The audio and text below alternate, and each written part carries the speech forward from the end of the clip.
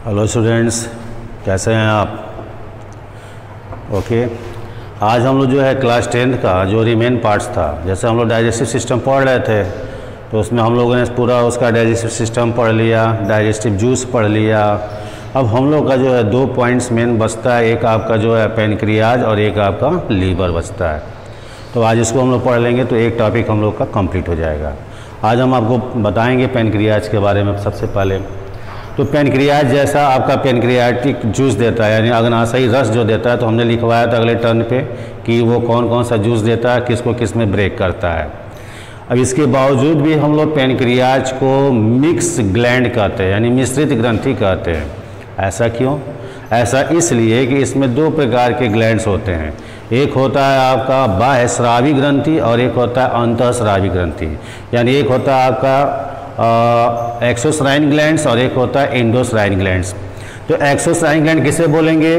तो जो आपका पेनक्रियाट यानी कि जो पेनक्रियाटिक जूस दे रहा है, जो अग्नाशयी रस दे रहा है, ठीक है, तो उसे हम लोग क्या बोलेंगे? एक्सोस्राइन ग्लैंड्स। और जो हार्मोन्स देंगे उसे क्या बोलेंगे? एंडोस्राइन ग्लैंड्स। अब थोड़ा सा इसको क्लियर कर लिया जाए, क्या होता है एक्सो और क्या होता है एंडो।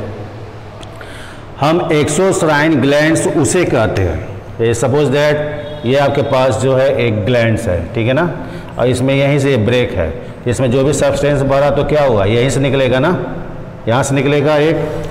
और एक जो आपका जो ग्लैंड है जिसमें आपने पाइप लगाया हुआ है, तो इसमें सब्सटेंस भरा हुआ है, तो जो भी सब्सटेंस गिरेगा वह यहाँ से गिरेगा, यानी डक्ट के साथ गिरेगा। तो ऐसे ग्लैंड जिसमें आपका डक्ट लगा होता है उसे क्या बोलते हैं? एक्सोस्राइन ग्लैंड, बाह्यस्रावी ग्रंथि। और इसमें बनता क्या है? तो इसमें आपका जो एंजाइम्स बनते हैं। क्या बनते हैं? एंजाइम्स बनते हैं। और आपका दूसरा जो है जिसमें आपका डक्ट्स नहीं है, तो इसमें आपका क्या बनता है? तो हार्मोन्स बनता है। तो आप कह सकते हो ऐसे ग्लैंड्स जिसमें डक्ट होता है, जिसमें एंजाइम बनता है, उसे हम लोग एक्सोस्राइन ग्लैंड कहते हैं। और ऐसे ग्लैंड जिसमें डक्ट नहीं होता है, जिसमें हार्मोन्स बनते हैं, उसे हम लोग एंडोस्राइन ग्लैंड्स कहते हैं। और ये दोनों ही ग्लैंड्स जहाँ पाए जाते हैं उसे हम लोग क्या बोलते हैं? मिक्स ग्लैंड, यानी मिश्रित ग्रंथि। वैसे हम लोग की बॉडी में बहुत सारे हैं ऐसे ग्लैंड्स, तो फिलहाल पहले हम लोग इसको देखें। तो आपने पढ़ा था किसके बारे में? एक्सोस्राइन ग्लैंड्स के बारे में पढ़ लिया था कि जो आपके डाउडेनम में यानी कि ग्रहणी में आपका अग्नाशयी रस बाइल रस के बाद वो देता है। अब जो है इसका अगर हम लोग सेक्शन बनाए, तो हमारे एक साइंटिस्ट लैंगर है, उन्होंने क्या किया, इसका एक सेक्शन बनाया और सेक्शन बनाकर जब देखा जो माइक्रोस्कोप से, तो उनको ऐसे स्ट्रक्चर दिखाई दिया। तो ये आपका जो है, ये जो बड़े बड़े आप देख रहे हो सर्किल, ये आपका पेनक्रियाटिक डक्ट है। इसमें से आपका जो है पेनक्रियाटिक जूस निकलता है। लेकिन इसमें छोटे छोटे जो आप ये देख रहे हो वेसल्स, इसमें 3 प्रकार के मेन वेसल्स होते हैं, थैलियाँ होती हैं, जिसे बोलते हैं अल्फा सेल, बीटा सेल और गामा सेल। बाकी इसमें क्या भरा होता है? तो सारे जो है इसमें ब्लड भरे होते हैं। अब क्वेश्चन क्या है? तो अल्फा सेल क्या करता है? तो कौन सा हार्मोन्स देता है? तो ग्लूकेगान हार्मोन्स देता है। बीटा सेल कौन सा हार्मोन्स देता है? तो इंसुलिन हार्मोन्स देता है। गामा सेल कौन सा हार्मोन्स देता है? तो यह गैस्ट्रीन हार्मोन्स देता है। ये तीनों ही हार्मोन्स ब्लड में ही क्या होते हैं? स्रावित हो जाते हैं, सेक्रीट हो जाते हैं, और ब्लड के थ्रू आपके वेसल से यानी कि नसों से सीधे जाते हैं लीवर में। अब लीवर इनकी सहायता से क्या करता है? बहुत ही इंपॉर्टेंट चीज़ बताने जा रहे हैं आपको, ध्यान से समझ लेंगे, याद हो जाएगा। जब लीवर में आपके ये तीनों हार्मोन्स जब जाते हैं, तो लीवर का सेल सबसे पहले क्या करता है?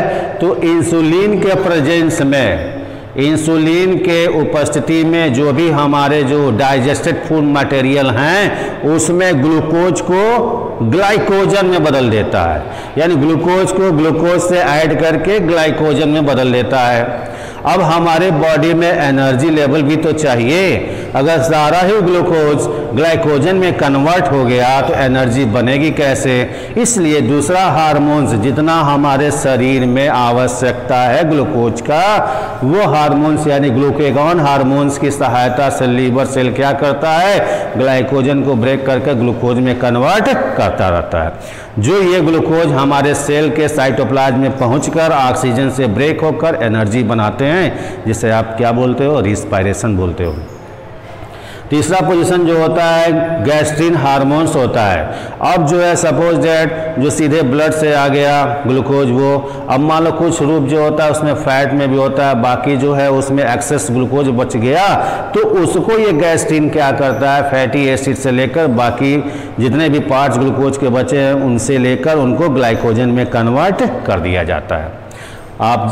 आपको ये जानना चाहिए कि यही इंसुलिन जो है, ये इंसुलिन की कमी से क्या होता है, हमारे शरीर में ग्लाइकोजन के रूप में ग्लूकोज नहीं बन पाता है, इसलिए ग्लूकोज का लेवल क्या होता है, बढ़ जाता है। यानी कि खाना खाने से पहले हम लोग का ग्लूकोज का लेवल 90 से 110, खाना खाने के बाद 2 घंटे के बाद यानी लगभग 150 या 180 तक ग्लूकोज का लेवल होना चाहिए। जहाँ इससे लेवल हाई हुआ तो उनकी गिनती किस में होती है, शुगर पेशेंट में। जैसे हम लोग क्या बोलते हैं, वो शुगर पेशेंट हो, यानी मधुमेह के रोगी हो जाते हैं। इसलिए बहुत ही आवश्यक है ये इंसुलिन हमारे बॉडी के लिए। और कौन देता है, तो पैनक्रियाज। अब आइए, अब ये जो पोजीशन जो हम लोग के लीवर में गया, तो आपका लीवर जो है वो क्या वर्क करता है, बहुत सारे वर्क करता है। तो इसमें आपको मेन हम बता रहे हैं। तो आपका जो है कार्बोहाइड्रेट सिंथेसिस का काम करेगा, प्रोटीन सिंथेसिस का काम करेगा, आरबीसी को जो है जिसका जो लाइफ स्पान 120 डे पूरा हो गया है उसको ब्रेक कर बाइल पिगमेंट्स में कन्वर्ट करने का काम करेगा, यूरिया भी बनाएगा, और बहुत सारे जो एक आध विटामिन्स, एक से अधिक विटामिन्स का भी फॉर्मेशन करता है। तो यहाँ पर जो मेन इंपॉर्टेंट चीज़ है वो हम आपको बता रहे हैं। जैसे कार्बोहाइड्रेट सिंथेसिस में आपने जान लिया, ग्लाइकोजन में कन्वर्ट कर दिया। अब प्रोटीन में क्या होता है, तो आप जानते हो कि आपके ब्लड में प्रोटीन 3 प्रकार के होते हैं। एक होता है आपका प्रोथ्राम्बिन प्रोटीन्स, और एक आपका होता है हिपैरिन प्रोटीन्स, और एक होता है आपका ग्लोबिन प्रोटीन्स। तो ग्लोबिन हीम से मिलकर हीमोग्लोबिन बनाता है।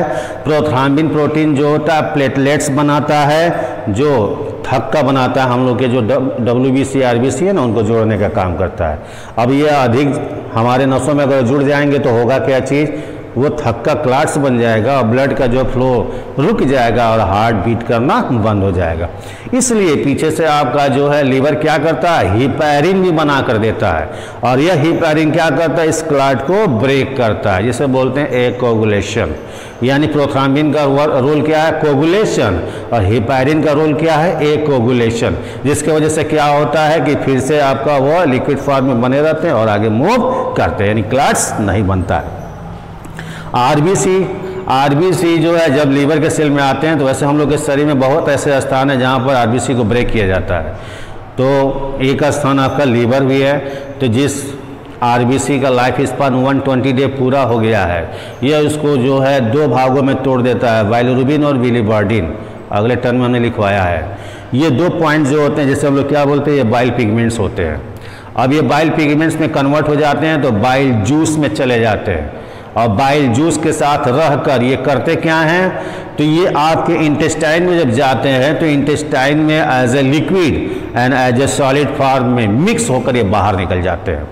अब लिक्विड में कैसे निकलता है, तो लिक्विड फॉर्म में बनेगा तो लिक्विड फॉर्म में ये यूरोक्रोम में कन्वर्ट हो जाता है, और ये यूरोक्रोम किस रूप में बाहर निकलता है, यूरिन के साथ। यानी हमारे यूरिन को जो येलो कलर देता है वो यूरोक्रोम होता है, और जो फिशेस जो मल होते हैं तो उसमें यह ईस्टर कोबिलोजन बन के मल के साथ बाहर निकल जाता है। तो इस प्रकार से हमारे शरीर में आरबीसी का जो लाइफ स्पान होता है वो ब्रेक करके ये ऐसे बाहर निकालते रहते हैं। अब ये अमीनो एसिड को ब्रेक कर देगा तो अमोनिया भी आपका क्या करेगा, कार्बन डाइऑक्साइड से जुड़ जाएगा, तो वो आपका क्या बन जाता है, यूरिया बन जाता है। इस तरह से वो आपके शरीर से बाहर निकलता रहता है। सीनियर क्लास में आप पढ़ेंगे ऑर्निथिन साइकिल, जो एक यूरिया को तोड़ने का एक साइकिल होता है। तो क्लास 10 आपके लिए जो है ये डाइजेस्टिव सिस्टम का ये पूरा जो है टॉपिक आज ख़त्म हुआ, और अगला टॉपिक में हम लोग रिस्पायरेटरी सिस्टम पढ़ेंगे। इससे रिलेटेड जो भी क्वेश्चन आपको पूछना है तो कमेंट में डालिए और इसका नोट बनाते चलिए। ओके।